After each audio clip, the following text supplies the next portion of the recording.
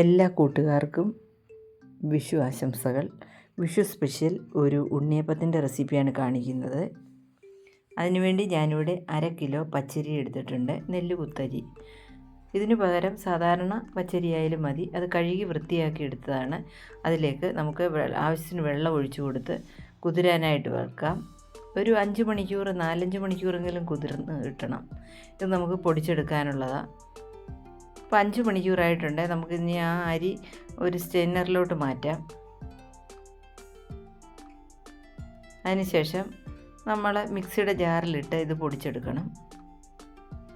വെള്ളം നല്ലതുപോലെ ഒരുവിധം തോർന്നതിന് ശേഷം പൊടിച്ചെടുക്കുന്നതായിരിക്കും നല്ലത്. അങ്ങനെ അരി പൊടിച്ച് ഇടഞ്ഞെടുത്തിട്ടുണ്ട്. ഇനി നമുക്ക് പഴം എടുക്കാം.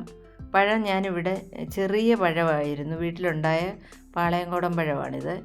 ഞാനിവിടെ ഒരു 7 പഴം എടുത്തിട്ടുണ്ട്. നിങ്ങൾ വലിയ പഴമാണെങ്കിൽ 2 പഴം ചേർത്താൽ മതിയാവും. അതിനി ഒരു ചെറിയ പീസായിട്ട് നമുക്ക് മിക്സിയിലിട്ട് അതൊന്ന് അരച്ചെടുക്കാം. ഇനി ഞാൻ ഒരു പാൻ വെച്ച് കൊടുത്തിട്ടുണ്ട്. അതിലേക്ക് 350 ഗ്രാം ശർക്കര ചേർത്ത് കൊടുക്കുന്നുണ്ട്. ശർക്കര അഴുക്കില്ലാത്തതാണ്. അഴുക്കുള്ള ശർക്കരയാണെങ്കിൽ വെള്ളം ഒഴിച്ച് ഉരുക്കി അരിച്ചെടുക്കണം. ഇതിലേക്ക് 1/2 കപ്പ് വെള്ളം ഒഴിച്ചു കൊടുക്കാം. ഇതിനെ ഒന്ന് മെൽറ്റായി വരട്ടെ. ശർക്കരയെല്ലാം ഉരുകി റെഡിയായി വന്നിട്ടുണ്ട്. നമുക്ക് ഇതിനകത്തേക്ക് 1/2 കപ്പ് തേങ്ങ തിരുമ്മിയതിട്ട് കൊടുക്കാം.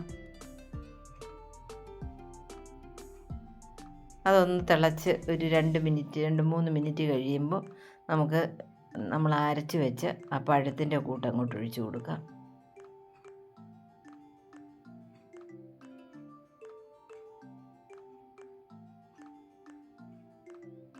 ആ തേങ്ങയും ശർക്കരയും പഴമൊക്കെ കൂടെ ഒന്ന് തിളച്ച് കുറുകി വരുന്ന സമയത്ത് ഗ്യാസ് ഓഫ് ചെയ്തിട്ട് തണുത്തതിന് ശേഷം ചെറിയ ചൂടിൽ, ഒത്തിരി തണുക്കണ്ട, ചെറിയ ചൂടിൽ നമുക്ക് ആ പൊടിയിലോട്ട് ചേർത്ത് കൊടുത്ത് നന്നായിട്ട് മിക്സ് ചെയ്തെടുക്കാം.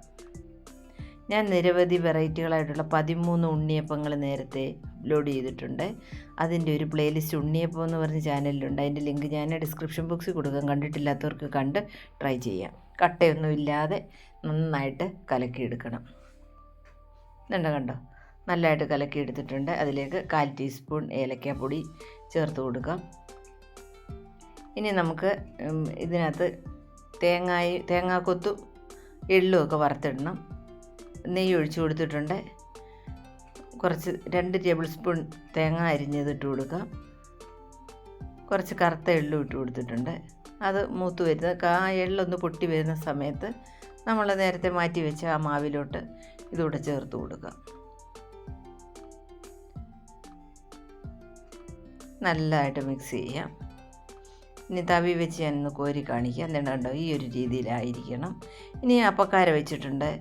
അതിലേക്ക് വെളിച്ചെണ്ണ ഒഴിച്ചു കൊടുക്കാം. പിന്നെ എല്ലാ റെസിപ്പിയിലും ഞാൻ പറയുന്നത് പോലെ ഒരു നല്ല ഒരു മണവും രുചിയൊക്കെ കൂടുതൽ കിട്ടും. ഇച്ചിരി അതിൻ്റെ കൂടെ ശകലം നെയ്യൂടെ ഇട്ട് കൊടുത്താൽ. പിന്നെ ആ കുഴിക്കകത്തെല്ലാം പകുതി ഭാഗം വീതം ഒരു ഗ്ലാസ്സിലോ കപ്പിലോ ഒഴിച്ച് മാവ് ഒഴിച്ചു കൊടുത്ത് അത് നമുക്ക് മൂപ്പിച്ചെടുക്കാം.